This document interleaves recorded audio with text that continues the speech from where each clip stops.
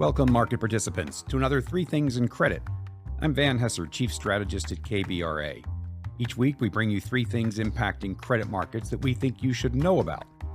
I just saw a report that institutional investors pulled out of U.S. stocks in late January at a pace we haven't seen since 2015. Where did it all go? Well, a bunch went into money markets, which topped $6 trillion for the first time ever. Then came news that Fed Chair Powell will be on 60 Minutes Sunday. Rumor has it that he will be taking his dovish message for rate cuts directly to the people. After today's jobs report, that message might be changing. It's starting to get interesting. This week, our three things are: 1. New York Community Bank. It's an evolving story for sure. Here's what it means to the broader macro story. 2. Nonbanks. They continue to take share from banks. That's a good thing. And 3. IMF's latest global economic outlook. It's actually tilting towards bullish. All right, let's dig a bit deeper. New York Community Bank. I bet you never spent much time thinking about New York Community Bank. But when you see an outsized move in the 2-year being attributed to developments at NYCB, it's time to understand what's happening at NYCB. The bank stunned markets this week when it announced, quote, actions to strengthen risk management, unquote, that caused it to do what banks never want to do, cut its dividend, in this case, by 65%. The stock has fallen by as much as 47%. So who is NYCB? NYCB is a larger U.S. bank with $116 billion in assets and $11 billion of equity. Its roots are that of a thrift, and it's in the process of evolving into a more diversified commercial bank. Its asset mix is unusual relative to a more traditional commercial bank, most notably in its multifamily concentration, which makes up 44% of its total loans. The majority of its multifamily portfolio is in New York City, non-luxury, rent-regulated building. Commercial mortgages make up another 12%, and construction another 3.4%. It's also a large residential mortgage originator and servicer. It's predominantly a New York City metro area depository that expanded into the upper Midwest via acquisition. It's noteworthy in that it won the auction to acquire certain assets, cash and loans, from the failed Signature Bank from the FDIC in 2023. Safe to say, no other large bank looks like this. Strengthening risk management is a qualitative statement that will be judged over time. What management did do was undergo, by its own description, two things. 1, a deep dive into the risk in its multifamily and office loan portfolios. And 2, boosted liquidity.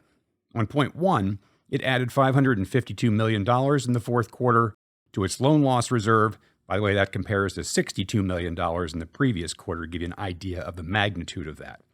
And that was done partly to cover two big loan losses, one in its office portfolio and one in its multifamily portfolio. The two accounted for the bulk of $185 million in loan losses in the quarter. So here are the important takeaways from a macro standpoint. 1, NYCB is an unusual bank with a comparatively narrow focus by product and geography, and a need to square up its balance sheet, which has doubled since 2021, with larger banks. Read across to other institutions is highly limited. 2, we are relatively early on in the timeline for recognizing commercial real estate loan losses. This is likely to drag out over years. 3, banks have over-earned over the past couple of years because of unusually low loan losses. Normal means profitability will be modestly lower, think order of magnitude 10 to 20% as a result, although that headwind can be offset to some degree by margin expansion, which figures to present in the back half of this year. All right, on to our second thing, growth in non-banks. I'm just back from Community Banking's biggest conference, run by Bank Director Magazine, where I had the pleasure of sitting in on a banking industry overview given by the CEO of Keefe, Bruyette & Woods, Tom Michaud. One of the challenges facing the banking industry is the competitive threat from non-banks, which, of course, have grown rapidly ever since the banking regulators set about de-risking the banks post the GFC, driving much of riskier lending into the non-banks and markets. Today, no fewer than 7 non-bank lenders have loan portfolios that would put them among the top 40 banks. Apollo would be the 10th largest bank today, Blackstone 15th, KKR 23rd, Ares 24th, Brookfield 25th, Carlisle 28th, and Blue Owl 39th. Today, according to KBW, non-banks account for 50% of commercial real estate lending, 58% of consumer credit, 62% of commercial and industrial lending, and 79% of residential real estate. We bring this up to make a point that in times of stress and/or uncertainty, the U.S. financial system is far more diversified in terms of credit providers than it ever has been, and far better than just about all of the other developed countries. And this doesn't include credit markets, which provide some 65% of all non-bank lending. That means banks, always subject to the whims of its regulators, are far less important than markets and non-banks that are merely subject, largely, to the whims of markets in terms of providing credit to the economy. And as we have pointed out many times on this podcast, having a vibrant multi-source credit function is superior to having lending concentrated in heavily regulated banks in one very important way.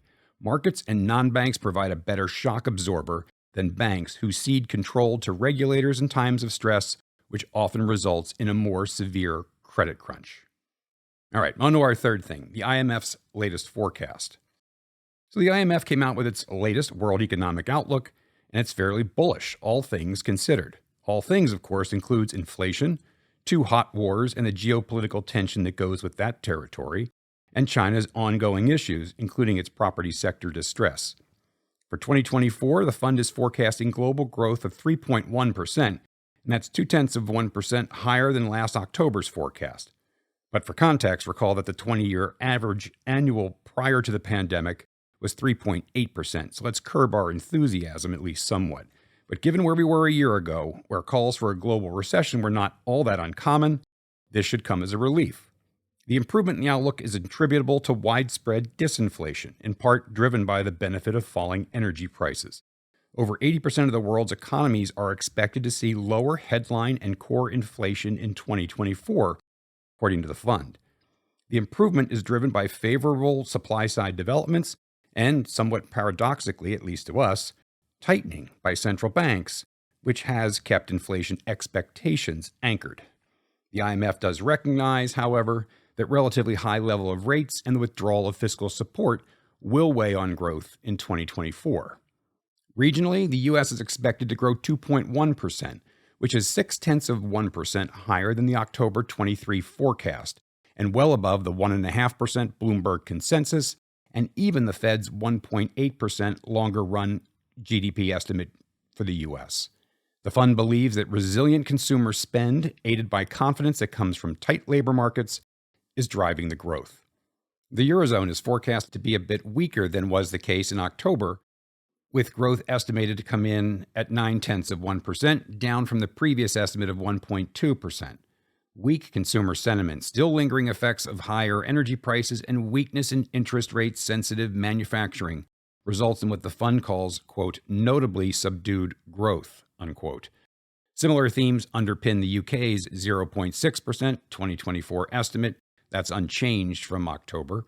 In Asia, China's forecast improved 0.4% to 4.6% on greater stimulus, while Japan is forecast to grow just 0.9%. Downside risks to the forecast include commodity price spikes due to geopolitical and/or weather shocks and faltering growth in China.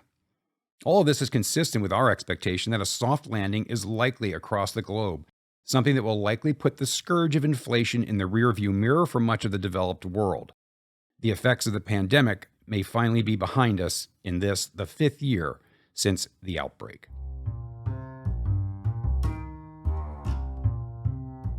So there you have it. 3 things in credit. 1, New York Community Bank. It's another idiosyncratic story. 2, non-banks. They continue to take share from banks, and that's a good thing. And 3, the IMF's latest global economic outlook. It's actually on the bullish side. As always, thanks for joining. Don't forget to check in on kbra.com for our ratings reports and our latest research. See you next week. Hello, listeners. Join me, Van Hesser, KBRA's chief strategist, for in-depth conversations with credit experts in my new monthly podcast, Leading Voices in Credit, where I'll interview market professionals on the latest trends in credit markets. That's Leading Voices in Credit with Van Hesser. Subscribe now.